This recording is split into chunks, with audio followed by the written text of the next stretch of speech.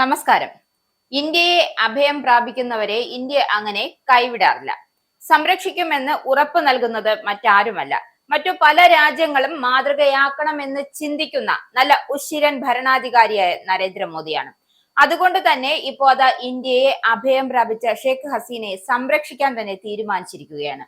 ബംഗ്ലാദേശ് മുൻ പ്രധാനമന്ത്രി ഷെയ്ഖ് ഹസീനയെയും മുൻ ആഭ്യന്തരമന്ത്രി അസദുദ്ദീൻ ഖാൻ കമാലിനെയും ഉടൻ കൈമാറണമെന്നും ഇന്ത്യയോട് ബംഗ്ലാദേശ് ആവശ്യപ്പെട്ടിരുന്നു. കഴിഞ്ഞ വർഷം നടന്ന വിദ്യാർത്ഥി പ്രക്ഷോഭത്തിലെ അടിച്ചമർത്തലുമായി ബന്ധപ്പെട്ട് അന്താരാഷ്ട്ര ക്രിമിനൽ ട്രിബ്യൂണൽ ഷെയ്ഖ് ഹസീനയ്ക്ക് വധശിക്ഷ വിധിച്ചതിനു പിന്നാലെയാണ് ഈ ആവശ്യവുമായി എത്തിയത്.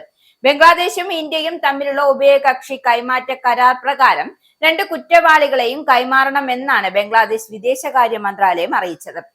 കഴിഞ്ഞ വർഷം നടന്ന വിദ്യാർത്ഥി പ്രക്ഷോഭത്തിനിടെയുണ്ടായ അക്രമങ്ങളിൽ നൂറുകണക്കിന് ആളുകൾ കൊല്ലപ്പെട്ട സംഭവത്തിന് പിന്നിൽ ഷെയ്ഖ് ഹസീനയാണെന്നാണ് ട്രിബ്യൂണൽ കണ്ടെത്തിയിരുന്നു. ഈ സാഹചര്യത്തിലാണ് ഇന്ത്യയോട് കുറ്റവാളികളെ കൈമാറണമെന്ന് ആവശ്യപ്പെട്ടത്. എന്നാൽ ഇക്കാര്യത്തിൽ ഇന്ത്യ ഉറച്ച നിലപാട് കൈക്കൊണ്ടിരിക്കുകയാണ്. വധശിക്ഷയ്ക്ക് വിധിക്കപ്പെട്ട ബംഗ്ലാദേശ് മുൻ പ്രധാനമന്ത്രി ഷെയ്ഖ് ഹസീനയെ ഇന്ത്യ ബംഗ്ലാദേശിനെ കൈമാറില്ല.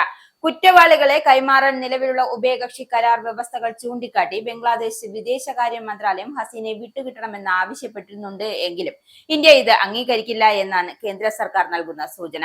രാഷ്ട്രീയവുമായി ബന്ധപ്പെട്ട കേസുകളാണെങ്കിൽ കൈമാറേണ്ടതില്ല എന്നും കരാർ വ്യവസ്ഥയുടെ 6-ാം അനുച്ഛേദത്തിൽ വ്യക്തമാക്കുന്നുണ്ട് എന്ന് നയതന്ത്ര വിദഗ്ധർ ചൂണ്ടിക്കാട്ടുന്നു.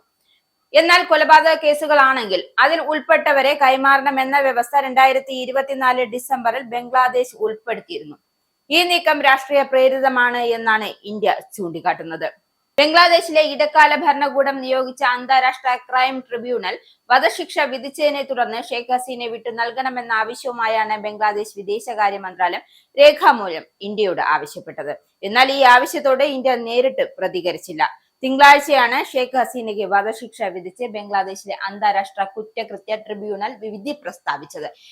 കഴിഞ്ഞ വർഷം ഓഗസ്റ്റിൽ നടന്ന ബഹുജന പ്രക്ഷോഭം അടിച്ചമർത്തി എന്ന പേരിലാണ് ഷെയ്ഖ് ഹസീന വിചാരണ നേരിട്ടത്. പോലീസ് നടപടി സംബന്ധിച്ച കേസിലായിരുന്നു വിധി. ജനുവരിയിൽ ബംഗ്ലാദേശിൽ നടന്നത് ഡമ്മി തെരഞ്ഞെടുപ്പാണെന്നായിരുന്നു ട്രിബ്യൂണൽ കണ്ടെത്തിയത്. മനുഷ്യരാശിക്കെതിരായ കുറ്റങ്ങൾ തെളിഞ്ഞെന്നും ബംഗ്ലാദേശിലെ അന്താരാഷ്ട്ര കുറ്റകൃത്യങ്ങളിലെ ട്രിബ്യൂണൽ വ്യക്തമാക്കി.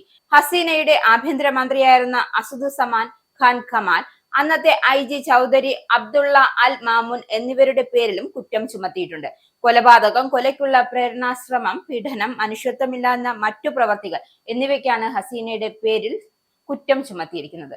എന്തൊക്കെ തന്നെയായാലും ഇന്ത്യയെ അഭയം പ്രാപിച്ച ഹസീനയെ വിട്ടു നൽകാൻ ഒരിക്കലും ഇന്ത്യ തയ്യാറാകില്ല.